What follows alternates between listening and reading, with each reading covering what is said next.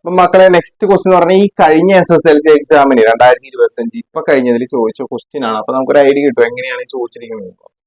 അപ്പൊ ഒറ്റ ക്വസ്റ്റ്യനെ ചോദിച്ചിട്ടുള്ളൂ, അത് ഈ ഐസോമറിസത്തിൽ നിന്നാണ് ചോദിച്ചിരിക്കുന്നത്. C2H6O എന്ന് പറയുന്ന ഒരു മോളിക്കുലർ ഫോർമുല തന്നിട്ട് ഈ മോളിക്കുലർ ഫോർമുല വരുന്ന രണ്ട് ഐസോമറുകൾ നിങ്ങൾ എഴുതണം. പക്ഷെ അവരെന്തായിരിക്കണം, ഫങ്ഷണൽ ഗ്രൂപ്പ് ഐസോമറിസം കാണുന്നത്. അപ്പൊ ഇവിടെ O ഉള്ളത് കൊണ്ട് O ഉള്ള കുറച്ച് ഫങ്ഷണൽ ഗ്രൂപ്പുകൾ നമുക്കറിയാം. ഏതൊക്കെയാണ്? OH വരും, CO വരും, പിന്നെ O. ഇതാണ് മെയിൻ ആയിട്ട് വരുന്നത്. ഒറ്റ O ഉള്ളത് കേട്ടോ. പിന്നെ വരുന്നത് CHO ആണ്. അപ്പൊ ഇതിനകത്ത് C2H6O എന്നാണ് ഇവിടെ പറഞ്ഞിരിക്കുന്നത്. C2H6O. അപ്പൊ അതിന്ന് പറഞ്ഞാൽ നമുക്ക് ഇവിടെ ഒരു C ഇവിടെ ഒരു C ഇട്ട് കഴിഞ്ഞാൽ ഒരാളെ കിട്ടി അല്ലെ. അപ്പൊ ഒന്നാമത്തെ കോമ്പൗണ്ട് വളരെ ഈസിയാണ്.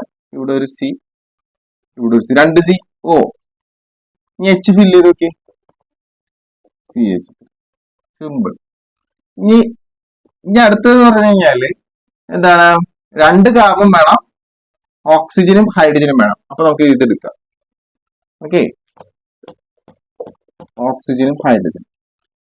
ഓക്കെ, ഇവിടെ ഒന്ന് ഫില്ല് ചെയ്ത് നോക്കാം. CH3, this is CH2. എണ്ണി നോക്കിയാൽ 3, 4, 5, 6. കറക്റ്റ്. അത്രേ ഉള്ളൂ. ഇനി ഫംഗ്ഷൻ. അപ്പൊ ഫസ്റ്റ് ക്വസ്റ്റ്യൻ ആൻസർ കിട്ടിയാൽ നമുക്ക് അതിന്റെ IUPAC നെയിം എഴുതാൻ ചോദിച്ചിട്ടുണ്ട്. അതാണ് അടുത്ത ക്വസ്റ്റ്യൻ. അപ്പൊ IUPAC നെയിമും ഐസോമറിസും കൂടി ക്ലബ് ചെയ്തിട്ടുള്ള ക്വസ്റ്റ്യൻ. അപ്പൊ രണ്ട് ടോപ്പിക് ഒന്നും ആയല്ലോ.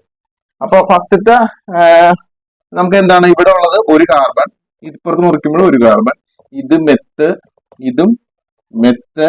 ഇത് വരുമ്പോ എന്ത് ചേർക്കണം, പഠിപ്പിച്ചേക്കണം, ഓക്സി അല്ലെ.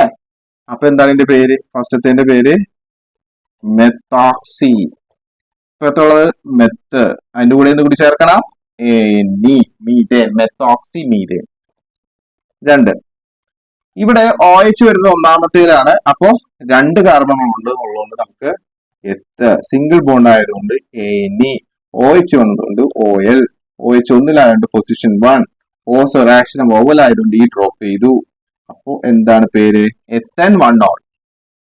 ഫുൾ മാർക്ക് കിട്ടും. ഈസി അല്ലേ? ഈസിയാണ്. Watch full video on my YouTube channel, Sunny Sir.